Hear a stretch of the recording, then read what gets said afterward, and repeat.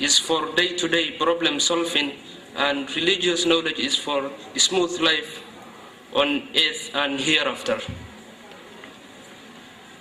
Religious knowledge included knowledge of Quran and the laws of Islam, which was the basis of the Muslim way of life. Prophet Muhammad ﷺ said, attainment of knowledge is a must for every Muslim. The text of Quran is filled with verses inviting man to use his mind, think deeply, and to know more. And hadith literature is also full of reference of importance knowledge. For example, seek knowledge from the cradle to the grave. In Arabic, اطلبوا العلم من المهد إلى اللحد. And then through some other example of hadith, truly the men of knowledge are the inheritors of the Prophet. These ideas have been said throughout history of Islam and encouraged Muslims to seek knowledge wherever it may be found.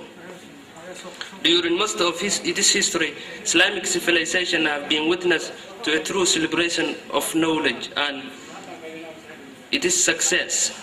The scholars have always been held in highest esteem or respect in Islamic society.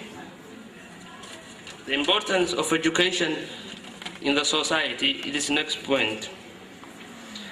The importance of learning in enabling the individual to put his potentials to optimum use is self-evident. Without education, the training of human mind is incomplete. No individual in a human being in the working world until he has been educated in a proper way. Now I am not saying we are not a human being without education and correct decision maker. It achieves this to bring him knowledge from external world so that he may be better judge of a person. Without education, man, as it was and still it is. Some quotations of education. Education is the best profession of an old age, said by Aristotle. Another quotation, teaching is more important than arguing, said by Martin Luther King. Mahatma Gandhi. Our obligation as educated students is my last point. As the education is the largest physical ability and the character of an individual, we have to come out with this character and apply to our society back home, whatever it takes. Finally, I want to remind the graduated students that they are our asset and they are the future leaders. And I'm encouraging them to continue their struggle. The education doesn't end here, only taking bachelor and master's degree. By the way, I would like to say all students, whether they are graduated or not, please double your efforts, because the education is the only path of prosperity and development. This is what I have tonight, and thank you very much. Thank you. About India, Mr. Abdurrahman Chamanur, I would like to welcome on the stage. My name is Abdurrahman Chamanur. I am one of the graduates of BCA from Osmania University in PG College of Science, Hyderabad.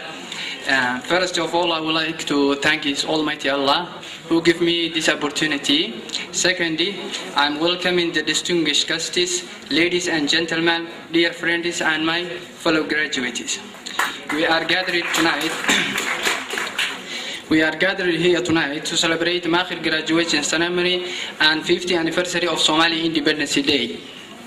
Actually, my topic is too broad to be speak in this moment, so I would like to say some points. about India. India is the #1 democratic country in the world and the second most populated country in the world and 70th largest country in the world. Many people call India as a subcontinent rather than a country. India is hosting many different cultures, languages, religions, as well as many different historical backgrounds. The official name for this country is a Republic of India, but Indians call their country just India. There are two other names which are less known outside but more known inside, which are Bharat and Hindustan. India earned its independence from a British colony on August 15, 1947, but the British Army left India ultimately in 1950. The Indians celebrate 26 January 1950 as a Republic Day of India. Countries which are neighbor India today in a land are Pakistan, Bangladesh, Burma, and in the sea there are many countries including Somalia. India is divided into 28 states and 7 union territories. Every state has their own government, whereas the union territories are administered by the central government as per the Constitution of India. India is home for education. There are over 300 universities and 45,000 colleges of various types in the country. Mohandas Karamchand Gandhi was born on October 2nd in 1869 in Gujarat. He became one of the most resistant and he is honored by Indians as a father of Indian nation. Gandhi spent 20 years as a lawyer in South Africa. Gandhi was arrested many times by the British for his activities in South Africa as well as in India. I can't mention here, there are around 30 or 40 I know which are same we have. India and Somalia has a direct business relationship which based exchange of goods and services which started pre-independence era. In the terms of education, many Somalian students used to come to India for higher education since the 70s.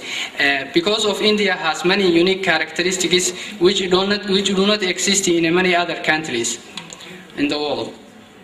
Despite, for many Indian people are friendly and welcoming people, it is also peaceful, which made many students to choose this country. Thank you for coming to this wonderful opportunity.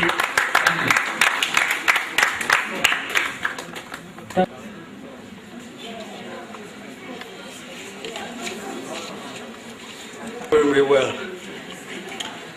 First, I'm greeting all the participants of this ceremony, and I would like to thank the Committee of Performance who sacrificed and spent their time to perform this amazing, precious ceremony. And also, I would like to thank professors and teachers who brought us different skills and knowledge to help us to attain our goals and achieve our degrees. Maakhir is located in Somalia. Somali Republic as well, the Democratic Republic of Somalia, is a country located in the Horn of Africa.